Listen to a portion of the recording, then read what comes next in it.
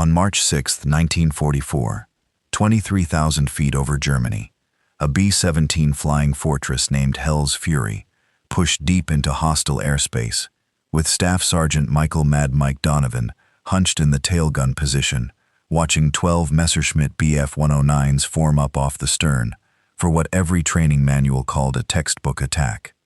Doctrine said hold position and fire defensively.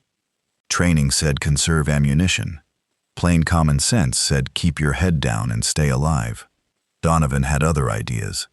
In the next 4 minutes, 12 German fighters would fall out of the sky. Not one American aboard Hell's Fury would take so much as a scratch. And every gunner in the 8th Air Force would learn a word Doctrine had spent 2 years actively discouraging: aggression. Donovan came up in South Boston, where his father worked the docks and his older brother boxed Golden Gloves, and where the lesson that stuck was simple: the man who hits first is usually the man still standing. By 17, he'd been in more street fights than he could accurately count, and lost only a handful, all of them from waiting a half-second too long to throw the first punch. When Pearl Harbor happened, he enlisted expecting ground crew and demanded gunnery school instead. His instructors flagged him almost immediately as too reckless, too willing to expose himself chasing a shot most gunners would never have taken. Donovan's answer to that criticism became something close to legend on the range: dead gunners don't shoot back, and live ones do. He graduated 3rd in his class, not for accuracy, but because nobody could acquire a target faster. He'd stopped waiting for fighters to enter his firing zone. He was already hunting them before they got there. He transferred to the 390th Bombardment Group at Framlingham, England, in early March 1944, assigned to a B-17 that already carried a bad reputation. 3 missions in, 2 of them near catastrophic fighter encounters, and a previous tail gunner who'd survived and requested transfer on the spot, telling the crew chief flatly that the position was cursed and the next man in that seat would die there. Donovan volunteered before the ink dried on the transfer paperwork. Captain James Whitmore interviewed him personally and laid the numbers out cold. Tail gunners finished their tour alive 38% of the time, less often than everyone else on the crew. Donovan said he liked those odds fine, because he didn't plan on waiting around for the Germans to shoot first. Whitmore studied him a long moment and told him he was insane and that he'd fit right in. His first mission, against the ball-bearing works at Schweinfurt on March 2nd, he splashed 1 Bf-109 outright and damaged 2 more. But what caught the crew's attention wasn't the kill count. It was the method. Standard tailgun doctrine meant waiting for a fighter to commit to its run, engaging once it entered effective range, and conserving every round for the next wave. Donovan fired the moment fighters started forming up, well outside any range where a hit was likely, and forced them to break early anyway. His math was straightforward: 20 rounds spent at 800 yards to abort 1 attack run beat, losing 10,000 pounds of aircraft, and 9 lives to a run that went unchallenged. His second mission, he refined the idea further, ignoring the lead fighter in an incoming formation entirely, and gunning for the wingman instead. The one flying a predictable line to hold formation, the one not expecting return fire yet. The wingman came apart in midair. The lead fighter, suddenly alone and exposed, broke off the whole attack rather than press it solo. Crew Chief Frank Murphy counted the ammunition afterward and found Donovan had burned 80% of a 2,000-round load in a single mission. Donovan's answer was that a bomber that came home untouched was worth every one of those rounds. That night in the barracks, he worked through exactly why German fighter tactics succeeded as often as they did. Standard German doctrine sent 4 to 6 aircraft in, at a bomber's stern quarter in a coordinated echelon, a lead fighter to draw the defensive fire, a wingman positioned to exploit the gunner's fixation on that first threat. American doctrine met this by tracking the lead aircraft, waiting for a certain shot, and hoarding ammunition for the next wave. Donovan saw the flaw in that arrangement plainly. American gunners reacted, and Germans dictated, because every defensive doctrine on the books assumed the attacker controlled the timing of the fight. He started asking what happened if an American gunner refused to wait his turn. 2 days later, on March 6th, The target was an aircraft factory at Augsburg, 800 bombers, an estimated 2,500 German fighters expected to contest the route, and a pre-mission briefing, where Whitmore warned his crew flatly that this one would be rough. Donovan asked permission to try something different, engage fighters before they ever committed to an attack run, forcing them to react defensively before they'd fired a shot. Whitmore pointed out the obvious cost in ammunition. Donovan pointed out that 2 years of playing defense had produced a 38% casualty rate for men in his seat, and asked whether it wasn't finally time to try something else. Whitmore gave him one mission to prove it, with a warning built in. If the crew got shredded testing the theory, Donovan was off the gun for good. They lifted off at 6:47, formed up over East Anglia, crossed the Channel, and entered German airspace at 08:24, with the whole flight feeling almost routine, until 09:19, when the call came through. Fighters at 6 o'clock high, 12 bandits closing, to form up at 2,000 yards. Doctrine said wait for the commitment. Donovan opened fire immediately at maximum range, tracers arcing through mostly empty air, hitting nothing, and scattering the German formation anyway before it ever finished assembling. Whitmore's voice snapped over the intercom demanding a ceasefire on wasted ammunition.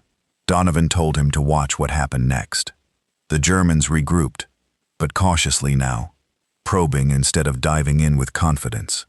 The initiative had already changed hands before a single round had found metal. Donovan tracked the new lead fighter, held fire until 1,500 yards, then loosed short bursts, meant purely to unsettle rather than to hit. The formation broke apart a second time, all but one wingman on the left flank who held his line, a veteran, clearly unbothered by intimidation, requiring a different answer entirely. Donovan let him close past every range where a normal gunner would already be firing. 1,400 yards, 1,300, 1,200, and held even further, all the way to 1,000, before finally opening up with 200 rounds in 3 unbroken seconds. The German pilot flew directly into the stream, trying to brake too late. His engine exploded. The aircraft came apart before it finished falling. 11 fighters remained, and they'd already learned the tail position was lethal enough to demand new tactics, splitting into 2 groups, 6 from 6 o'clock, 5 from 7, trying to divide his attention the way Doctrine assumed any single gunner eventually had to divide. Donovan refused the split entirely, handed the 7 o'clock group to the waist gunners over the intercom, and put everything he had into the 6 o'clock threat. He dropped the lead aircraft on his first shot. The remaining 5 scattered for a half second before he'd already reacquired a new lead and dropped that one too. 3 Messerschmitts fell in 30 seconds. The remaining 9 didn't reposition for another pass. They broke off completely and ran, fleeing a single gun position outright. Donovan reloaded and did the arithmetic. 1,200 rounds spent, 800 left, enough for one more sustained fight or 2 shorter ones.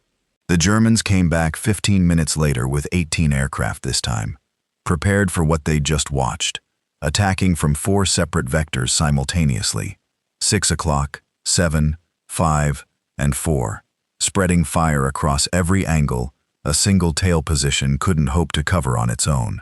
Donovan ignored the 4 and 5 o'clock threats entirely, trusting the waist and ball gunners to hold that ground, and locked everything onto the direct stern attack. 6 fighters diving straight at Hell's Fury's tail at a closing speed that gave him exactly 7 seconds before they reached firing range. He used every one of them, walking tracers into the lead aircraft's flight path, until the pilot, unable to evade without breaking formation discipline, held course into his own destruction. Canopy shattered. Aircraft rolled inverted and fell. 5 left, 400 yards out, 3 seconds to impact. No time to properly track. Only time to fire where physics said the next fighter had to be, rather than where it currently sat. The shot connected anyway. A second Messerschmitt exploded in a ball of orange flame. The remaining 3 broke off immediately, rather than press a stern attack that had just cost them 2/3 of its aircraft. 400 rounds left, and the mission wasn't even half finished. Augsburg still lay ahead. The bomb run and the flight home, both waiting through the same contested airspace. The surviving 12 Germans from that 18-fighter group pulled back to shadow the formation at a distance rather than press another attack. And Whitmore read the pause correctly over the intercom. They were calling in reinforcements. 10 minutes later, radar confirmed it. 36 additional fighters inbound, combining with the 12 already shadowing them, into a wall of 48 aircraft aimed at a single fortress that had drifted 3 miles from the nearest friendly formation, with no fighter escort anywhere in range. Donovan had 380 rounds left against 48 enemy aircraft, arithmetic that didn't close by any conventional measure.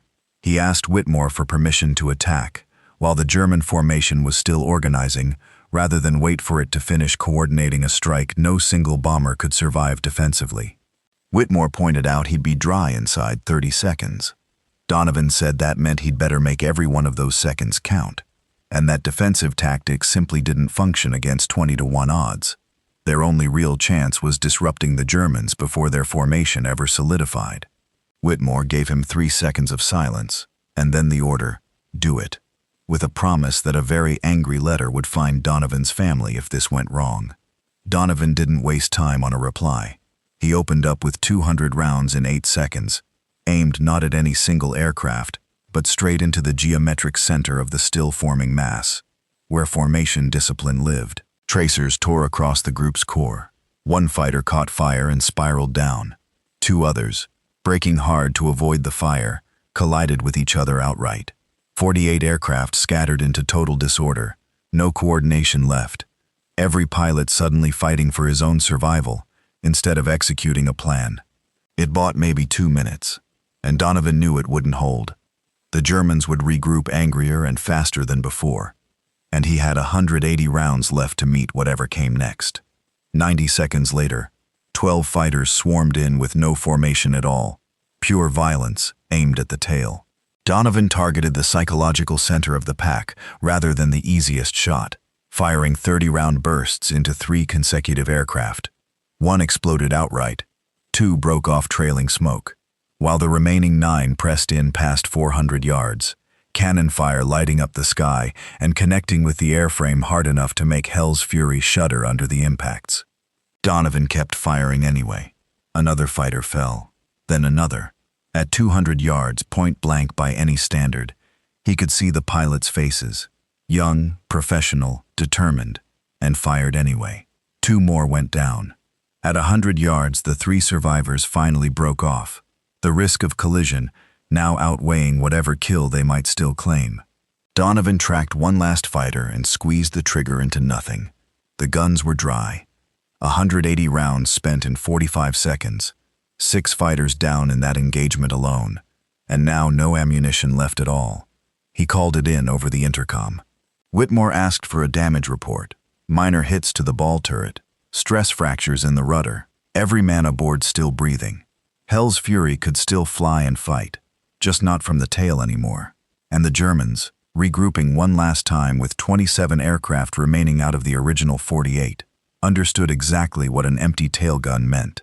They came in slow and methodical this time, directly astern, the one vector Donovan's silent guns genuinely couldn't answer. An execution, not another skirmish. Donovan had no rounds left, and no way to defend the aircraft. What he had left was reputation. He tracked the lead fighter with the same precision he'd have used loaded, guns aligned and following, as if a burst could come at any second. The German pilot saw twin 50s locked dead on his cockpit and broke hard right on pure reflex, the threat response overriding whatever he actually knew about American ammunition counts. The rest of the formation followed their leader off entirely, not because the guns could fire, but because every one of them believed they could. 21 aircraft lost to a single bomber in 1 afternoon was a cost the Luftwaffe wasn't willing to test further. They turned for home and didn't come back. Hell's Fury reached Augsburg, dropped its bombs on target, and flew home through 3 more fighter contacts that never once engaged the aircraft directly. Word had already spread through German radio traffic that 1 B-17 carried a tail gunner too dangerous and too costly to challenge. The bomber landed back at Framlingham at 16:47 hours, 9 hours after takeoff, carrying 47 bullet holes, 13 cannon strikes, and a destroyed hydraulic line. And Donovan climbed out of the tail position, with steady hands, and no visible strain at all. Ground crew found every ammunition box empty, 2,000 rounds fired, every single one. Confirmed count once radio intercepts, and escort fighters caught up with the numbers. 12 destroyed outright, 4 probable, 3 damaged. 19 enemy aircraft accounted for in 4 minutes of sustained combat. The story reached the rest of the bomb group before sunset, and by evening, 8th Air Force Headquarters had sent Major General Frederick Anderson personally to interview him. Donovan explained the philosophy plainly. Seize the initiative. Force the enemy to react before he's ready. Concentrate everything on the most dangerous sector, rather than dividing attention. Accept the ammunition cost, because prevention was always cheaper than reaction. Anderson asked if it could be taught. Donovan said only to gunners with the right temperament. Men who saw an opportunity where most men saw only a threat. Anderson reassigned him to training command on the spot, over Donovan's objection that his own crew still needed him. Anderson's answer was blunt. They were alive because of what he'd already taught them, and thousands of other crews were dying because their gunners didn't know it yet. Donovan spent the following month formalizing what became known simply as the Donovan Doctrine. Seize initiative rather than wait. Use early fire as psychological pressure rather than expecting kills. Concentrate fire on the single most dangerous threat, instead of splitting attention. Treat ammunition spent preventing an attack as cheaper than ammunition spent surviving one, and accept individual risk as the price of collective survival. The doctrine met immediate resistance from gunners who called it reckless, and officers who worried about wasted rounds. But the numbers settled the argument fast. Tail gunner casualty rates fell from 38% in March to 23% by June. German fighters completed just 27% of their planned attack runs by summer, down from over half in the spring. Luftwaffe pilots began warning each other off bombers known to carry aggressive gunners, and by the war's end, graduates of Donovan's training program accounted for nearly half of all tail gunner kills in the European theater, developing refinements Donovan himself never taught. Donovan never flew another combat mission after March 6th. He trained gunners for the rest of the war, went home to Boston afterward, worked construction, and turned down every interview request that found him over the following decades, insisting the real story belonged to the 300 other gunners who'd carried the doctrine forward, not to him. He died in 1998 at 76. His obituary gave his war service one short paragraph and left out the 12 kills in 4 minutes, the training program, and the estimated 3,000 aircrew whose survival traced back to a tactic born out of a South Boston street fighter's simple refusal to wait his turn to get hit. If this one hit you the way it hit us, drop that like. It's what tells YouTube to put these stories in front of more people who need to hear them. Subscribe and turn the notifications on. We're bringing you another one of these soon. Let us know in the comments where you're watching from, and if anyone in your family flew or crewed a bomber in the war, we'd love to hear it. Thanks for watching, and thanks for keeping men like Mike Donovan from disappearing into silence.